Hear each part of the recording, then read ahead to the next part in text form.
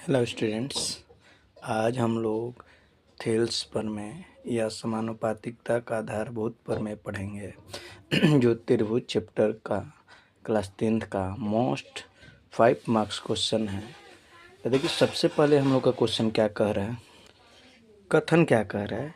किसी त्रिभुज के एक भुजा के समानांतर अन्य दो भुजाओं को भिन्न भिन्न बिंदुओं पर प्रतिच्छेद करने के लिए एक रेखा खींची जाए तो अन्य दो भुजाओं को एक ही अनुपात में विभाजित करती है।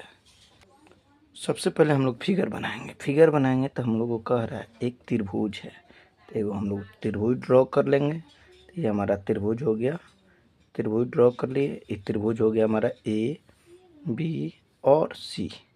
अब बोला है त्रिभुज के एक भुजा के समानांतर, तो मान लेते हैं ये हमारा बी सी भुजा के समानांतर एक डी ई, आपका इसको ले लेते हैं डी और ई, एक भुजा इसके समानांतर है, खींची जाती है। तो कह रहा है क्वेश्चन में ये दोनों भुजाओं को एक ही अनुपात में विभाजित करती है। तो सबसे पहले हमको क्या कहा है कि एक त्रिभुज बनाइए। तो देखिए लिखेंगे इसमें गिवन डेट, तो गिवन डेट में हमारा क्या है, त्रिभुज ए बी सी में बी सी समानांतर डी है, जो ए बी को डी पर तथा ए सी को ई पर प्रतिच्छेद करता है। ये हमको दिया हुआ गिवन में। अब आते हैं हमको साबित क्या करना है, यानी प्रूव डेट, साबित क्या करना है। तो हमसे साबित करने के लिए कहा है ये जो समानांतर रेखा खींचे हैं इसको एक ही अनुपात में करने का मतलब ए डी बटा बी डी और इसका अनुपात ए और बटा ई सी, इन दोनों का अनुपात क्या होता है, बराबर होता है। अब देखिए इसको बनाने के लिए सबसे पहले हम लोग करेंगे कंस्ट्रक्शन। तो कंस्ट्रक्शन करते क्या है, कंस्ट्रक्शन रचना करेंगे। तो रचना में करेंगे, यहाँ से आप एक लंब डाल देंगे, लंब डालेंगे डी एम, और ई से एक लंब डाल देंगे डी एन, और कंस्ट्रक्शन करेंगे डी से सी को मिला देंगे और बी से ई को मिला देंगे। देखिए लिखेंगे, जो काम करेंगे वो लिखेंगे डी एम लंब ए सी तथा ई एन लंब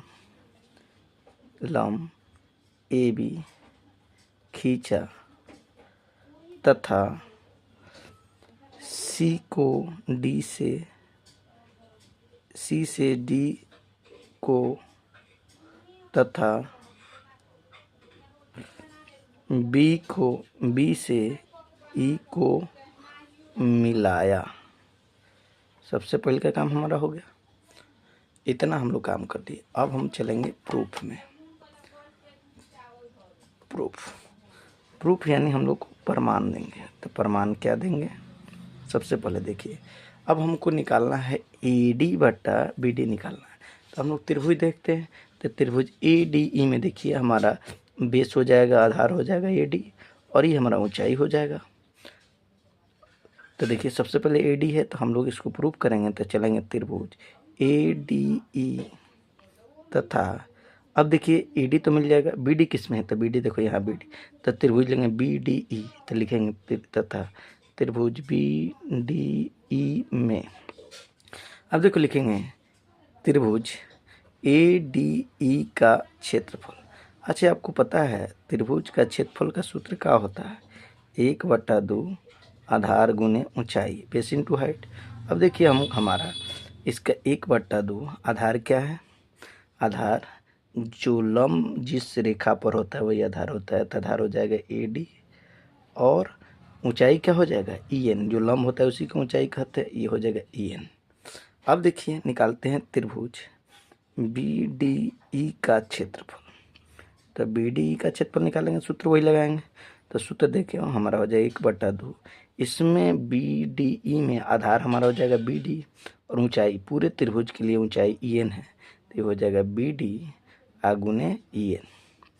अब देखिए हमको अनुपात चाहिए, तो अनुपात निकालने के लिए करेंगे क्या, लिखेंगे ये दोनों त्रिभुज का अनुपात निकाल लेंगे। अनुपात एरिया ऑफ, इसको इंग्लिश में लिख लेते हैं त्रिभुज ADE बटा एरिया ऑफ त्रिभुज BDE, दोनों का अनुपात निकाल लेते हैं।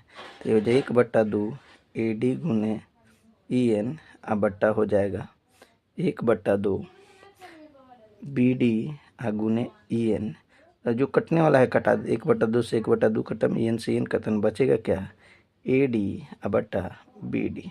इसको हम ले लेंगे समीकरण 1। अब इसी प्रकार चलेंगे दूसरे में।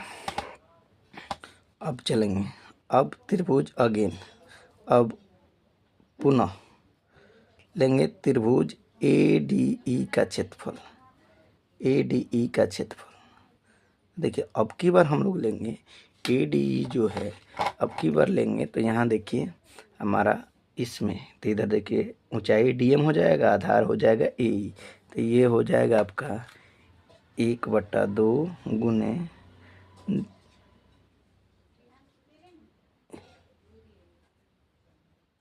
हो जाएगा AE गुने DM। अब इसी प्रकार इसके नीचे वाला त्रिभुज ले लेंगे, जैसे यहाँ पर हमारा क्या CDE, तो लिखेंगे त्रिभुज CDE का क्षेत्रफल।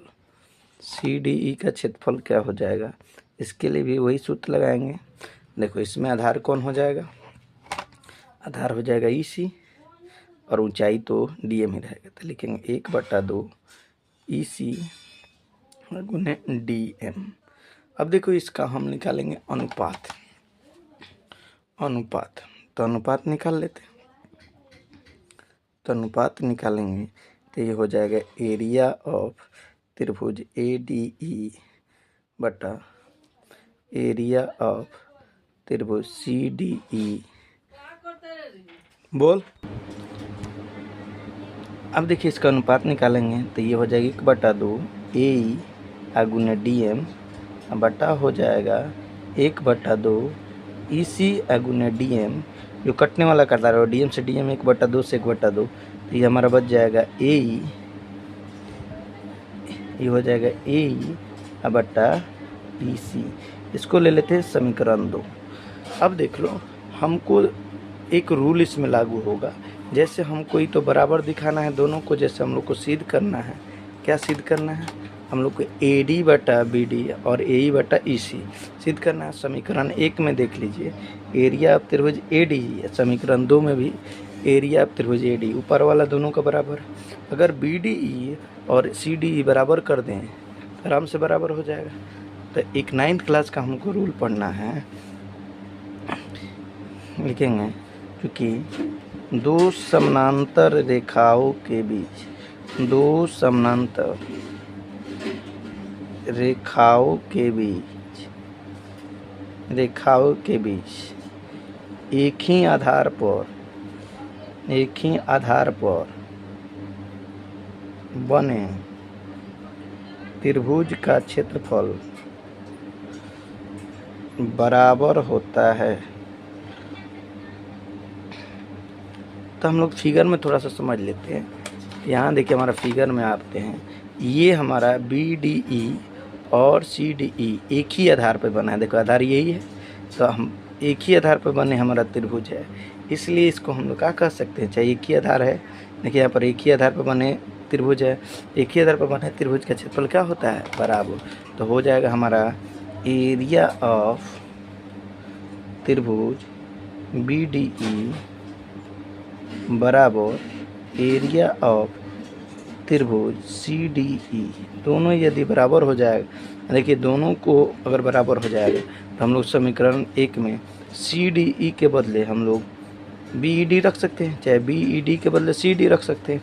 देखिए दोनों बराबर है तो लिख सकते हैं, इसलिए एरिया ऑफ त्रिभुज ADE बटा CDE के बदले हम लोग रख सकते हैं BDE।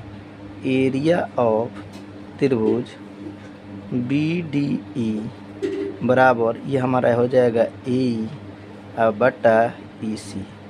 अब देखिए इसको हम ले लेते हैं समीकरण 3। अब देखिए समीकरण 1 और 3 से, समीकरण 1 और 3 से ये आपका LHS बराबर है दोनों का, समीकरण 1 और 3 का LHS बराबर है। तो LHS बराबर है, देखिए इसका LHS बराबर है, LHS बराबर है दोनों का। तो LHS बराबर होगा तो RHS भी क्या होंगे बराबर।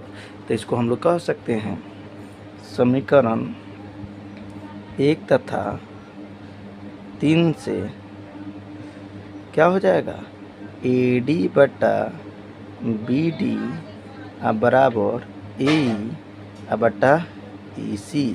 यही हमको प्रूव करना है, यही हमारा थेल्स पर में होता है। इतना बनाइएगा तो आपको 5 मार्क्स मिलेगा। अगर वीडियो आपको अच्छा लग रहा है तो चैनल को सब्सक्राइब कीजिए, लाइक कीजिए। Thank you all of you.